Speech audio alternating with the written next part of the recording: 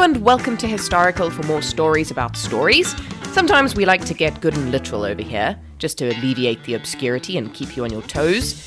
And speaking of toes, you might want to shove yours into a pair of thick woolly socks and some sensible shoes, because today, anything from the knee down is fair game.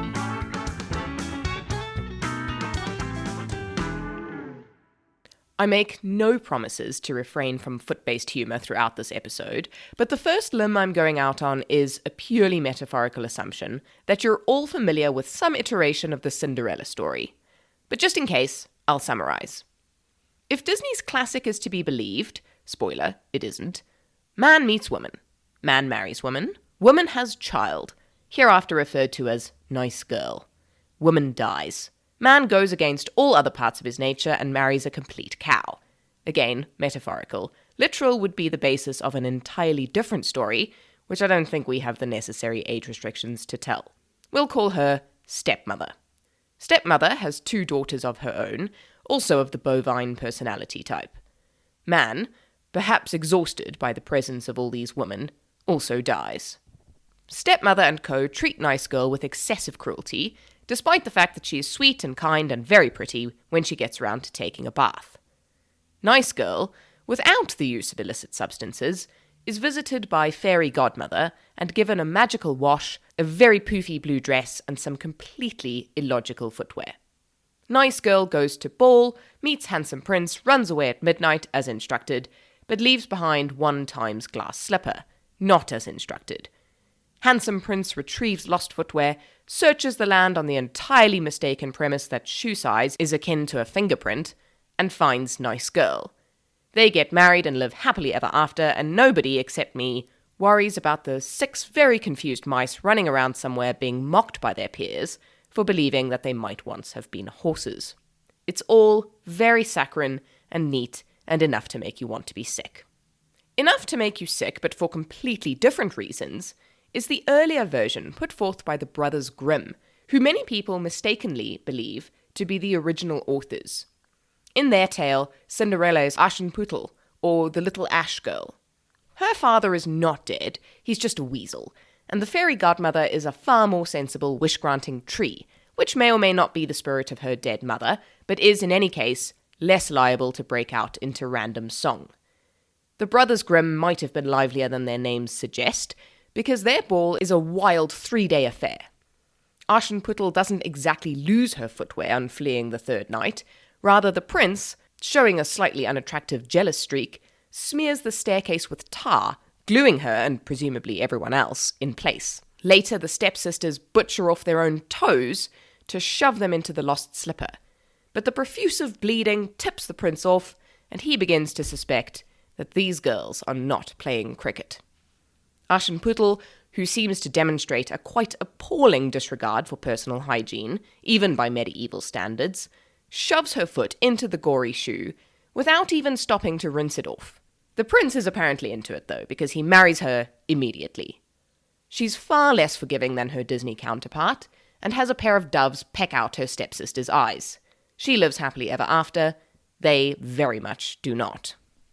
As an aside, several scientists have put a modicum of thought into the problem of a glass slipper, and have agreed that it is indeed possible, provided that the glass is of a sufficient thickness to take the weight of a running girl, and that the high heel has a diameter of about 2 centimeters.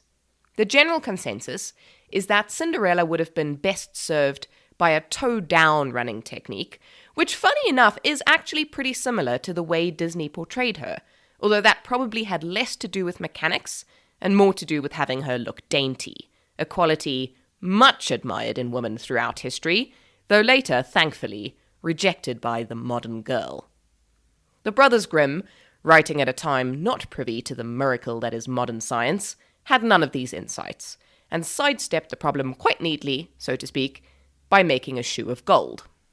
What many people don't know is that Cinderella, far from being a semi-trite tale designed to make girls long for handsome, powerful men, or to scare them off from fibbing, is actually one of the world's oldest fairy tales, and spans several cultures. The oldest oral version that we know of is the ancient Egyptian story of Rhodopis, recorded by the Greek geographer Strabo. The story goes that Rhodopis was a courtesan who was having a bath one day in a river.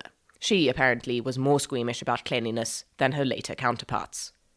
An eagle, for reasons lost to time, snatched up her sandal and flew straight to Mennefer, where he dropped it helpfully in the pharaoh's lap.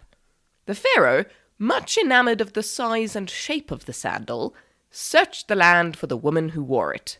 Obviously, being pharaoh, he was too busy to actually search himself.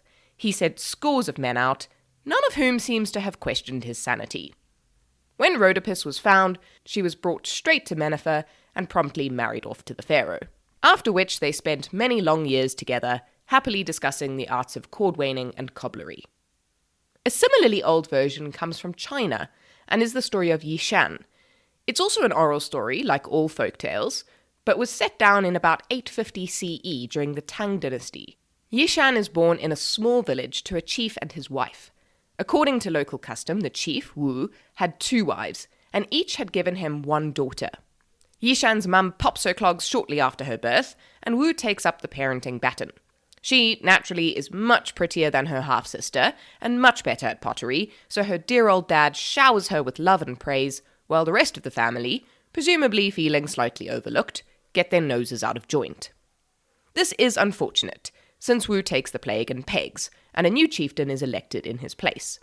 His remaining wife sends Yishan out to work, and becomes the OG evil stepmom. Fortunately, Yishan is able to take comfort in the fins of her newfound bestie, a 10-foot-long golden fish in the nearby lake. When her stepmom finds out that Yishan is not, in fact, completely and unutterably miserable, she is furious, and eats the fish. Undeterred, Yishan buries the fish bones in 4 pots underneath the 4 corners of her bed. On the night of the New Year's festival, she is left behind to clean the house, but the fish's spirit clothes her in a sea-green gown and a pair of golden slippers. The fish warns her not to lose so much as 1 shoe, which, after a night of dancing with all manner of hopeful young men, is exactly what she does. The slipper is found by a local farm worker and traded to a succession of people until it eventually ends up in the hands of the king. What exactly the king needs a golden slipper for, we shall sadly never know. He places it in a pavilion, and when Yishan comes to retrieve it, she is hauled before the court to explain herself. The king shows great interest in her struggles, and even greater interest in her dainty feet, and marries her. Her stepmother and sister turn on each other in a quarrel that is so violent it causes the roof to cave in, and they are both buried alive. There are a couple of alternate endings to the Chinese fable, one of which has the king turn out to be somewhat rapacious, abusing the fishbone powers until they no longer yield any magic. The prince turning out to be less than charming isn't an unheard-of trope in ancient stories, but it's not common in the various iterations of this particular one, which is more focused on how radical escape from circumstances can be achieved by a change in class through marriage. The word Cinderella has come to connote a person whose qualities are hidden by misfortune and then rediscovered. In modern times, this isn't always because of marriage or love, but it's usually hidden in there somewhere if you look hard enough. One of the only examples of a Cinderella who decides that maybe the upper echelons aren't all they're cracked up to be comes in the form of a poem by Roald Dahl, which may, incidentally, be even more gruesome than any of its ancestors. His stepsisters are a little more industrious, and one of them swaps out Cinderella's shoe for one of her own, after Prince Charming leaves it carelessly on a crate of beer. When she tries it on, of course it fits, but the prince doesn't take it particularly well. The prince went white from ear to ear.